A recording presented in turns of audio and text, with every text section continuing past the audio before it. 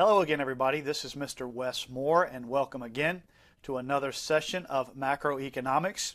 This is session 13, and we're going to take on the all-interesting, all-important issue of the national debt. How about that? Let's talk about the national debt. So what do we want to talk about today? Let's talk about three things regarding the national debt. Number one, let's look at the national debt and consider some basics about it. We want to talk about some terms and help you understand how we actually borrow money as a nation and all of that. Secondly, we want to look at something I call Sammy Spender. What I want to do is take the U.S. government and its debt and boil it down to as if it were just one individual making $100,000 a year and look at the financial picture of Sammy Spender as if he were the national government. And then finally, we want to look at the economics of debt. We want to consider some of the ramifications of debt, some of the ways that economists explain away the size of the debt, and see if the debt is really a big issue or not from an economic standpoint. So let's begin then with the basics of the national debt. First of all, let's look at some terms and the process itself. Terms. Let us compare now debt to deficit. What is the difference between a deficit and the total national debt? Well, a deficit is simply the amount of money that the government has overspent in a single year. So if the government has $3 trillion of income and it spends $4 trillion in that year, then the deficit is $1 trillion. That's a yearly hole, so to speak, in the budget, how much the budget is under from a standpoint of income to spending. That is a deficit. Well, the debt is just the sum of all the deficits. So if you add up all the deficits for all the years, you end up with a total national debt. And that's when we're talking about the debt clock, the U.S. national debt, that is what we're talking about. That's the total amount owed by the government based on all the deficits that it has accumulated over the years. So you might wonder, how does the United States borrow money? Well, the government doesn't go and get loans like you and I do. It doesn't go to a bank and fill out some paperwork and see if it can get approved. The government, like many corporations, also local and state governments, they issue what are called bonds. Bonds. And these, essentially a bond is something that you sell, and investors or individuals will buy these bonds, and they will pay you interest on those bonds. So it issues bonds between 4 weeks and 30 years long, and the borrowers purchase it, and they purchase these through auctions. And the Treasury issues these auctions and sells all these bonds to raise the money that it needs to fund the government. Interest is paid on these bonds. It's very important to understand that we do pay interest on our debt. It's not something that we get for free. So interest can be paid at various times. Sometimes it's paid during the year. Sometimes it's paid yearly. And at the end, when the bond matures, that means when the bond term is up. So if it's a 10-year bond, at 10 years, whatever the principal was, has to be paid back also. So for example, if I buy a bond for $100, and the interest rate is 2% per year. Let's say that bond is a 5-year bond, just to pick a number. Then every year I would earn 2% on that $100. I would earn $2. And then at the end of that 5-year period, the government or whoever issued that bond would have to give me my $100 back. That's called maturity. So the amount that you paid and that's paid back to you is called the principal. That's the $100. And the interest is the $2 that you get paid yearly until the bond matures. So that is how that works. And as I said, the Department of the Treasury issues these bonds on behalf of the government to raise money. So those are the important terms that we need to know as we talk about debts and deficits, and to understand how we actually borrow money. So let's look at some details on the national debt. We're not going to be talking about deficit right here. We will look at some individual year deficits as we go through the session. But right now, let's just look at the big picture. At the end of 2020, the total national debt was north of $27 trillion. So that's $2,700 billion. at the end of 2020. In fact, as I do this session, the Congress has passed another $900 billion stimulus for COVID relief, and that will very quickly become part of this total debt because we don't have, as I've told you before, we run deficits every year. We do not have any money in the bank, so we have to borrow everything. So that $900 billion will be added to this $27 trillion. And here in a month or so, we'll probably have about $28.5 trillion in debt. But we're just going to work on this $27 trillion number as we talk about things in this session. So let's look here at yearly deficits and total debt over the last 10 years. From 2011 to 2020. What I have here are U.S. deficits and interest payments in that time, with some totals down here. So let's look at these. We've got 10-year span here, 2011 to 2020. And then what we have here are the deficits, the yearly deficits in trillions for each of those years.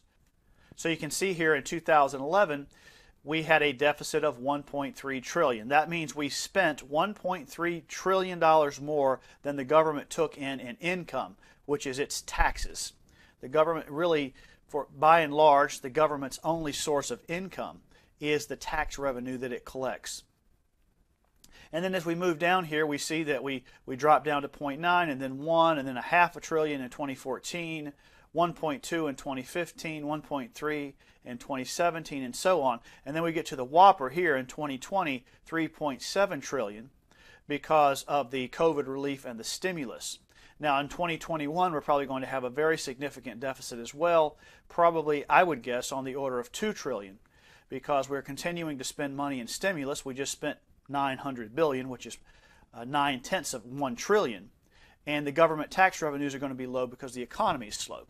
But at any rate, that is the deficit. Now over here is the interest that we paid on the total debt, not just on the budget deficit, but on the total debt. So in 2011, we paid $423 billion in interest on the bonds that we issued in total. So all the bonds outstanding on that debt.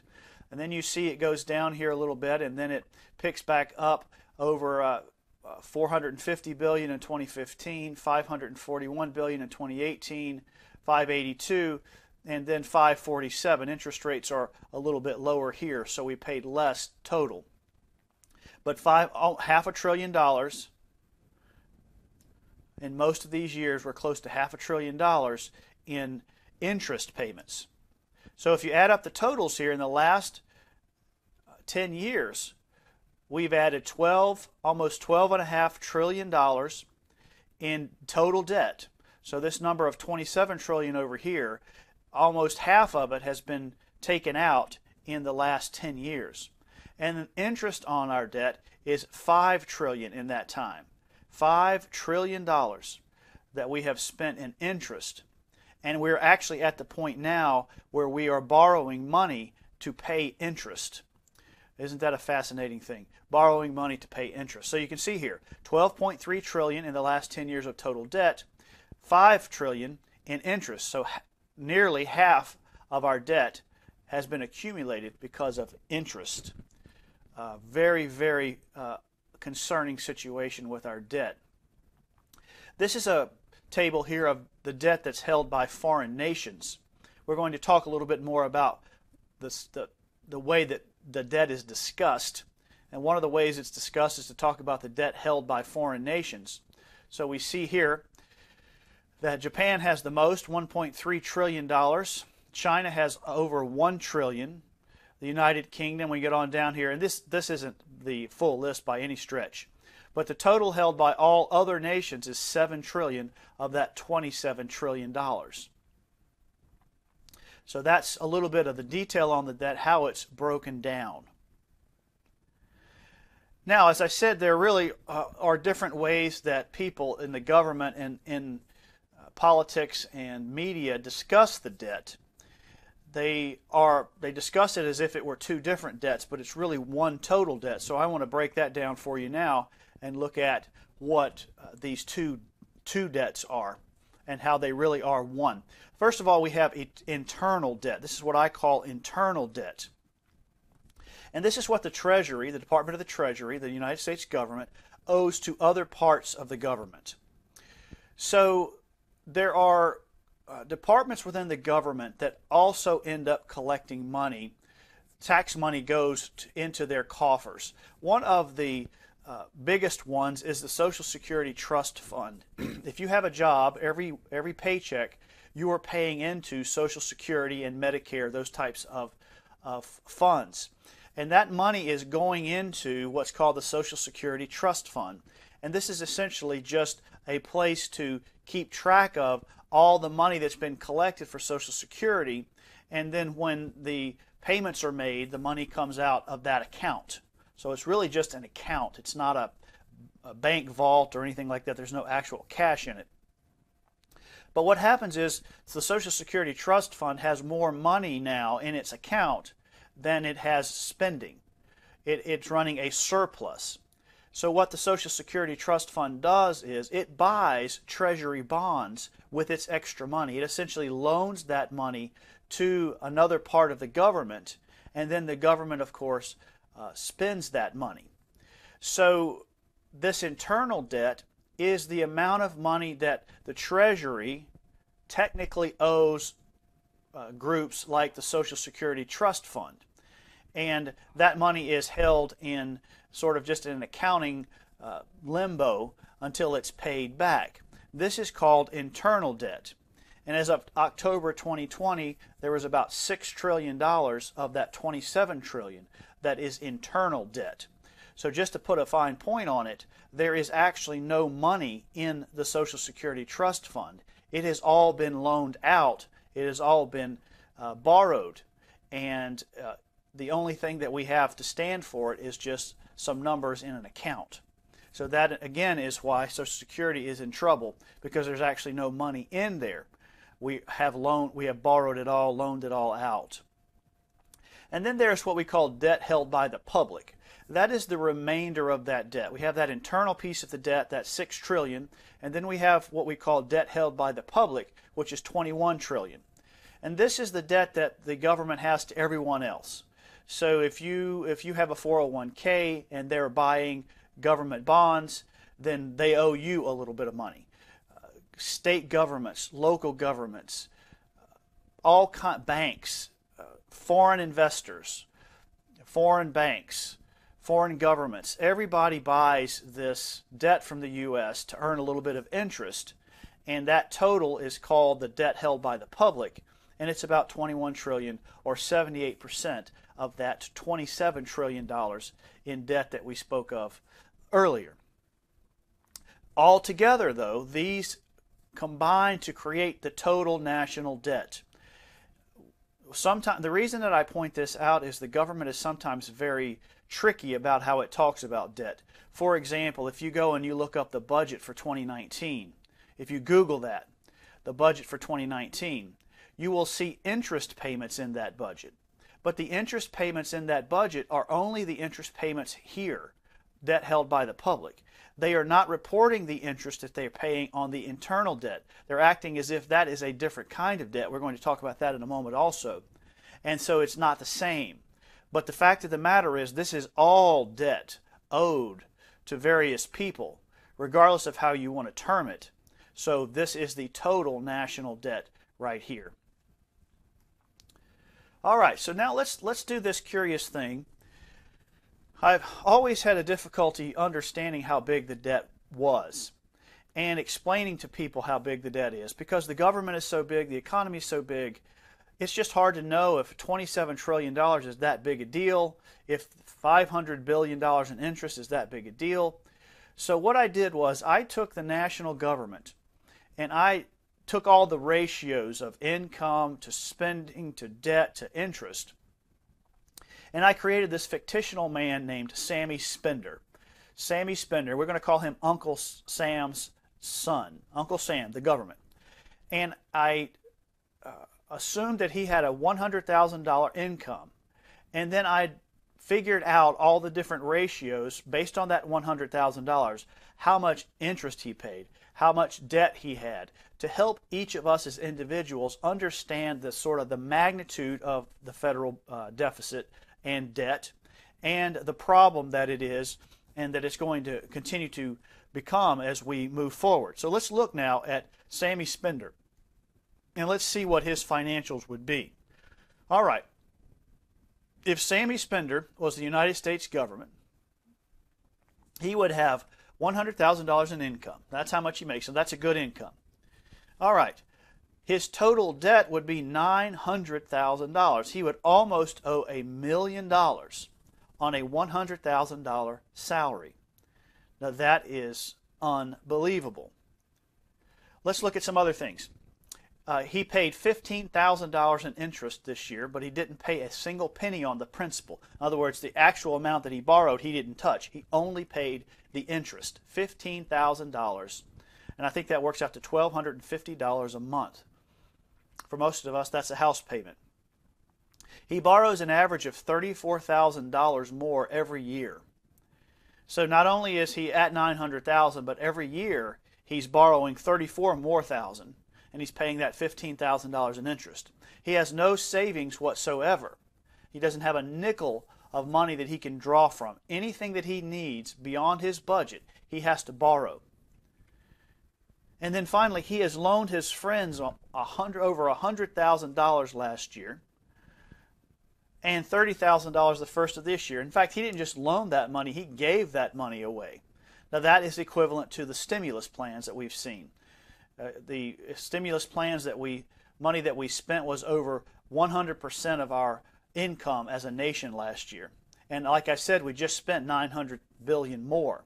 So that's roughly 30%. That's $30,000. So you can see what Sammy is doing here. What would you say if Sammy came to you, and you don't have to be a financial advisor, but if he was a friend of yours and he just came to you and said, hey Wes, what do you think? You know, am I in trouble here? You know, do I need to cut back? What do you see in my future? What would you say to a guy like this that made $100,000, owed $900, and had all these other specific financials? What would you think? You'd tell him he was about to go bankrupt, wouldn't you? You'd tell him in the not too distant future his life was going to come to a screeching halt. He was going to be broke. He was going to lose everything that he had, and he was going to be living on the street. That's what you would tell him, wouldn't you?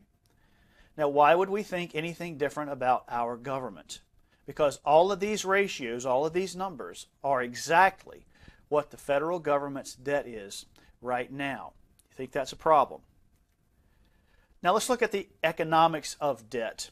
Let's look at some economic issues regarding the debt. The first thing that we want to do is we want to look at ways that people, economists, politicians explain away the debt. We've seen these tremendous numbers here and these really bad debt ratios and so on. But people in textbooks, it's astonishing to me. In my courses, graduate level courses in econ, and in the textbooks that I teach from, the way that economists and people who should know better explain away how much debt that we have. So let's look at some of the ways that they explain it away and see if these really make sense. The first way that you see that's common to explain away the deficit, the yearly amount that we go in the hole, is to compare it to GDP. They'll describe the deficit as if it was a percentage of the gross domestic product. But what's the problem with that? The problem with that is that the government does not have access to that full GDP to pay its debts off. That's all the income of the whole nation. That's what each one of us made in total in a whole year. Remember, I told you GDP is also considered the income of the nation. The government can't get to all that money. It can't tax 100% and take 100% of that GDP. In fact, if you study it, you'll find that the government's ability to draw taxes in a free society is limited. Because once they raise taxes so high, free people just stop working, or they find loopholes, they find some way not to pay that tax. So the government's income is very limited in terms of its tax basis. So this would be like Sammy, when you sat down with Sammy and you told him about, hey, look, man, you look like you're in real trouble here. You can't keep spending like this. You can't keep borrowing like this. It would be like Sammy responding and saying, well, look, I make $100,000. My uncle makes $50,000. My aunt makes $75,000. My mother makes $30,000. All my friends make almost $1 million total. You see what I mean? He's trying to take everybody else's money and use it to justify how much he is borrowing and how he is spending. But see, he doesn't have access to that money, so he can't really use it to explain away his debt or his deficits.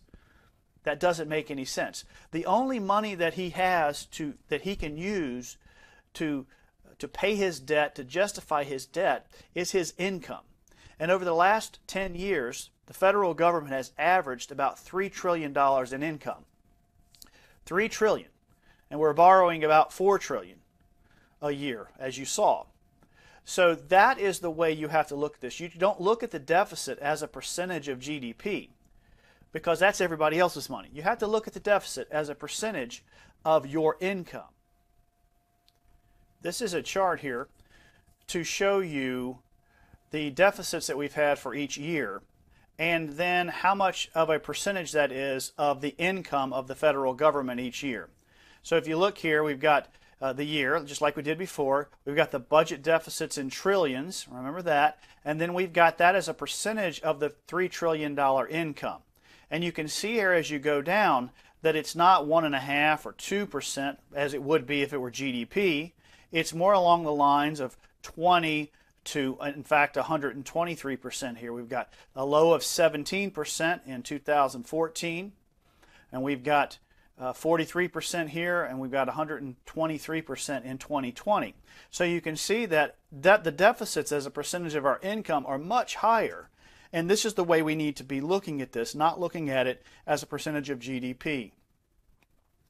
The second way that it's explained away is very similar to the first. The economists and other folks will take the debt, the total debt, and they'll look at it as a percentage of GDP, the total economy.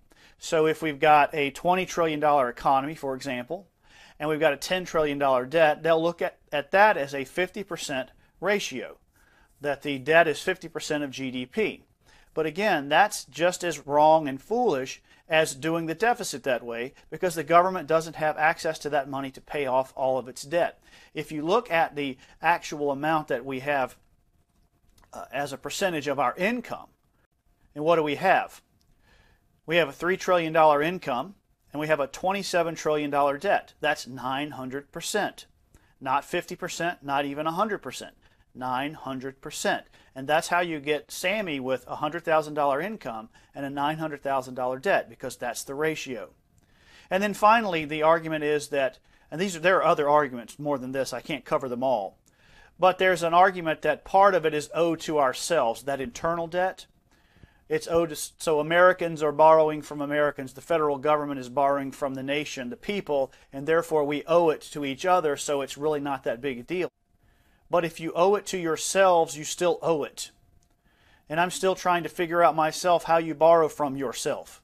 If I borrowed from money that I had in one account and put it in another account, am I really borrowing? How can I borrow from myself? All I'm really doing is moving money around in those piles, but when my debts come due, I still have to pay the same amount of debt. It's still owed.